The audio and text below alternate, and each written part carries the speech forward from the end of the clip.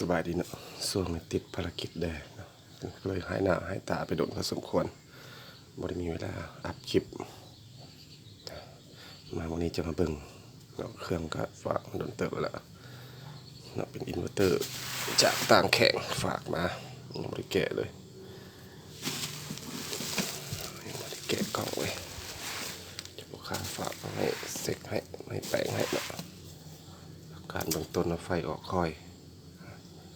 เดี๋ยวจะมาแกะเบิ่งมันจะเป็นแบบใดหลังจากเราแกะออกมาแล้วเบิ่งภายในยังไม่ได้แกะเบิ่งเครื่องเนาะเป็นมีสมาร์ทเนาะเป็นยี่ห้อสมาร์ทโมเดลเขา800 MG DC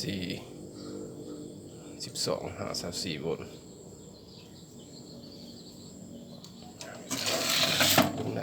เป็นไงพอสมควรรุ่นนี้หนักประมาณ10 กิโล15-20 กิโลน้ำหนักมันถือเป็นไงพอสมควรรุ่นนี้แหงเนาะรุ่นนี้แหงคักใสดีลูกค้าฝากมาบอกว่าอากาศมันได้มันไฟเข้าปกติเนี่ยปกติแต่ไฟมันออกน้อยๆแต่มันจะเป็นแบบนั้นนะต้องมาแกะดูภายในให้ทดลองมึงมันเป็นอะไรมันเสียหายเดี๋ยวแกะดูภายใน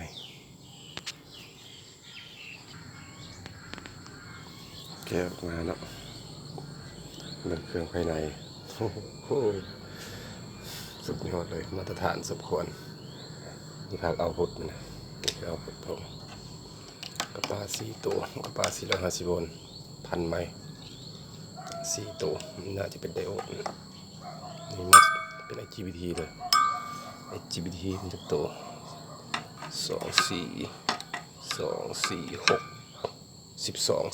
ตัวหม้อแปลง2 โลก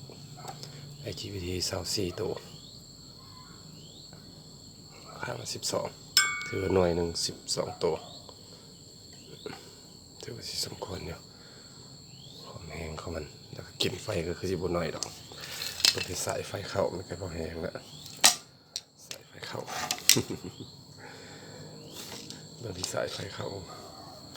กับซ้ำไฟของแล้วพอสมควรนะเครื่องนี้แต่ว่าอาการมันไฟเข้าปกตินะทำงานปกติแต่ไฟมันออกหน่อยเห็นเจ้าของเครื่องแนะนำมาแบบนั้นต้องแกะของภายในก็แล้วเช็คเบิ้งมันไม่ได้ขัดข้องนะอันนี้ยันคลิปมันยาวก็เลยลองให้เบิ้งเป็นเริ่มต้นนะหลังจากตรวจสอบเป็นแบบไหนจะอัพคลิปที่2ให้เบิ้งนะใจ